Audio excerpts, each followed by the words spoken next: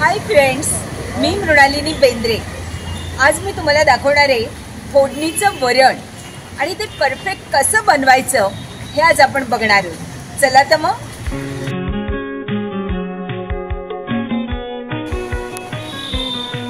येऊ का? ये तुझीच वाट बघत होती। कशी आहेस तू? बरी आहे, बरी ये।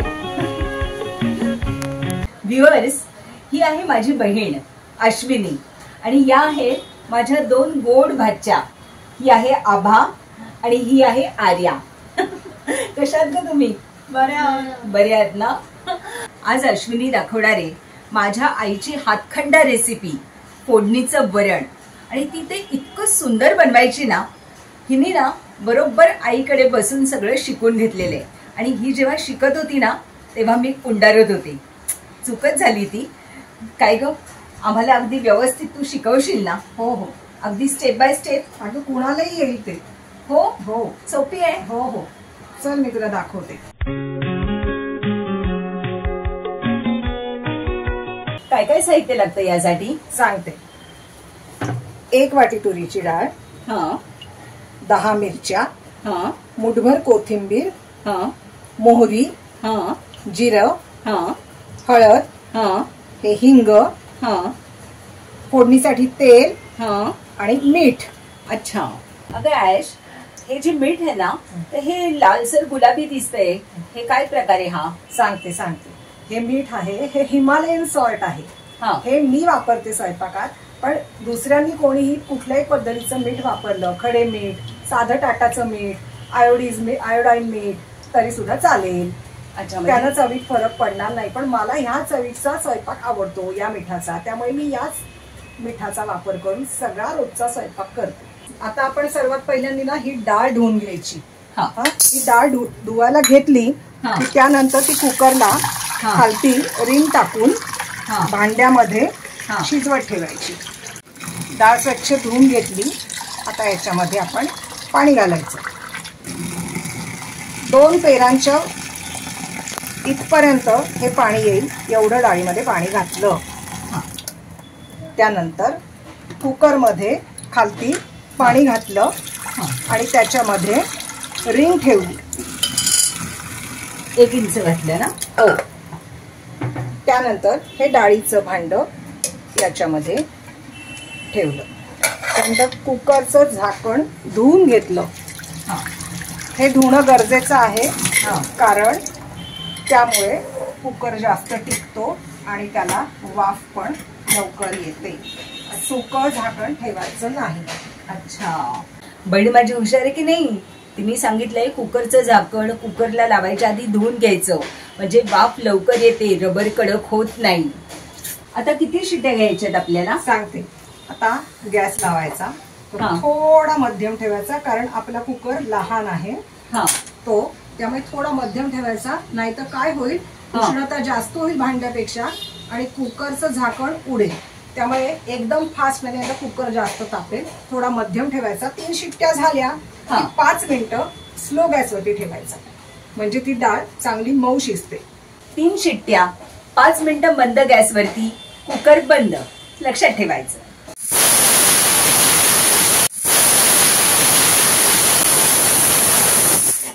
आता 3 शिट्ट्या झाल्या आहेत। आता 5 मिनिटासाठी गॅस बारीक करते। आता 5 मिनिटं झाली आहे, गॅस बंद करते आणि कोथिंबीर आणि मिरची कापायला घेते। आधी मिरच्या धुवून घेते, त्याच्यानंतर कोथिंबीर धुवून घेते आणि त्या कापून घेते।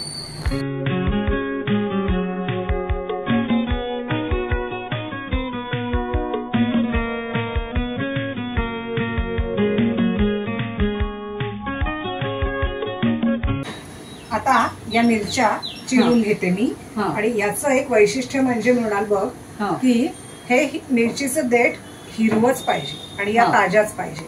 पोपटी मिरच्या वापरायच्या नाही, कारण पोपटी मिरच्या या तिखटाला कमी असतात, त्यानं वरणाला चव येणार नाही, त्या उगाच घातल्यासारख्या होतील आणि पानसट लागतील। मिरच्या कमी जास्त केल्या तर चालतील का? नाही नाही नाही नाही, मिरच्या कमी जास्त करायच्या नाही।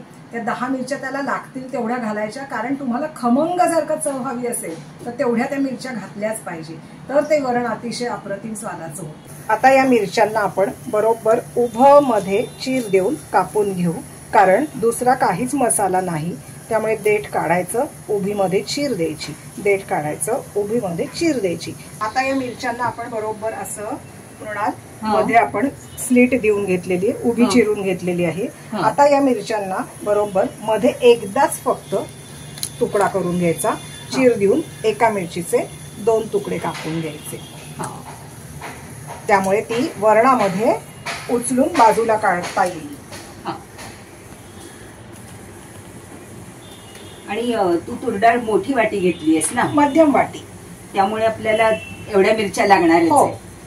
आता मिरच्या कापून झाल्यात. आता आपण कोथिंबीर कापून घेऊ आणि ती सुद्धा ताजीच पाहिजे.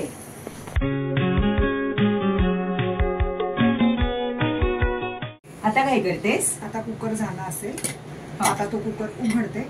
डाळ छान मस्त शिजलेली आहे. वा. आता ती बाहेर काढायची आणि फोडणीची तयारी करायची. हे बघ मुन्ना, आता बघ ही डाळ जी आहे ती अख्खी पण राहिली आहे आणि मऊ पण शिजली आहे. आता ही डाळ घोटून घ्यायची असेल ना? नाही नाही, अजिबात नाही. आता आपण आधी फोडणी करायची. फोडणीमध्ये पाणी ओतायचं, त्या पाण्यामध्ये ही शिजलेली डाळ घालायची. जसजशी ती मिक्स होत जाईल तशी तशी त्याची चव उतरायला लागेल. नाही तर त्यामुळे ती एक उकळी आली की गॅस बंद. आणि ते वरण चवीला अतिशय अप्रतिम लागतं. आपल्या आईची आठवण तुला येईल आज परत एकदा. आता फोडणीला सुरुवात करूया. त्याच्यामध्ये 1 डाव तेल टाकलं.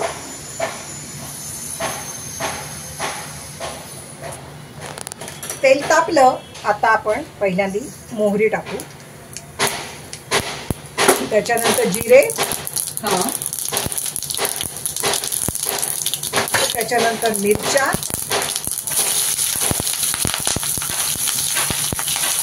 त्याच्यानंतर त्यामध्येच आपण हळद घालू, त्याच्यामध्येच आपण हिंग घालू. हिंग थोडा मी जास्त घालते, मला त्याची चव आवडते. आणि त्याच्यामध्येच आपण हे परतलं थोडं की त्याच्यातच आपण ही कोथिंबीर सगळी घालून टाकायची. अच्छा, कोथिंबीर चांगली परतून घ्यायची आहे. कोथिंबीर चांगली परतायची आणि त्याच्यामध्ये पाणी ओतायचं. म्हणजे जरा मिरच्या अशा पांढुरक्या झाल्या आहेत. हो, तर लगेच त्याच्यात पाणी ओतायचं. बरोबर. मिरच्या चांगल्या भाजल्या गेल्या, पांढरा रंग दिसला, हिरवा गेला की त्याच्यामध्ये पाणी ओतायचं. अच्छा. आता या फोडणीत पाणी घातल्यामुळे फोडणी वरती तरंगते आणि त्याचा सगळा स्वाद त्या पाण्यामध्ये येतो. अच्छा. आणि मग ते वरण मस्त लागतं. आणि मग ते वरण अप्रतिम लागतं. आता शिजलेली डाळ घालायची.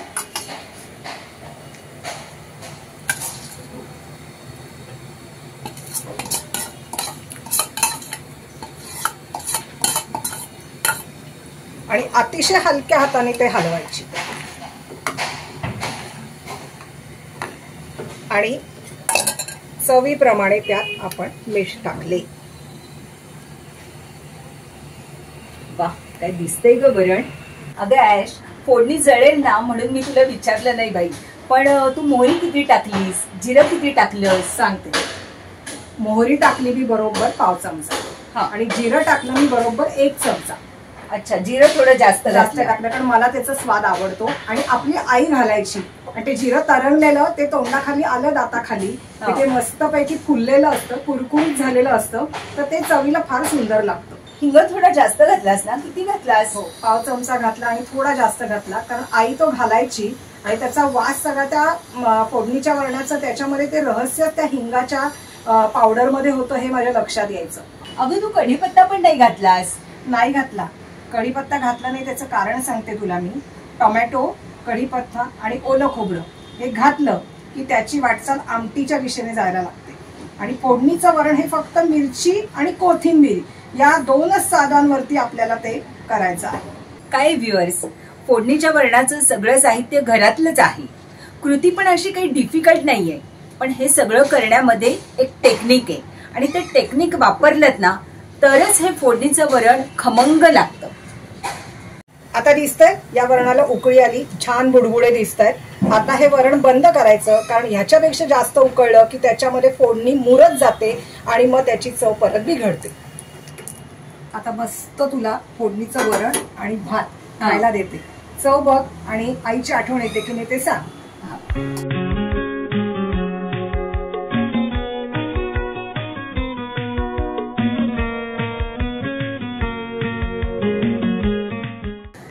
ना घे आणि हे खाऊन बघ. फोडणीचं वरण भात कशी वाटते चव तुला?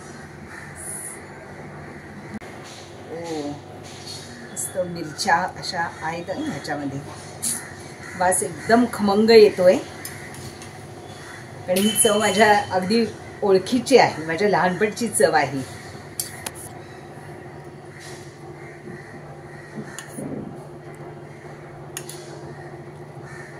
वा, मस्त पिवळं पिवळं वरण. मी हातांनीच खाणार आहे, कारण ही माझ्या आईच्या हातची चव आहे. खाऊन सांगते कसं लागतंय.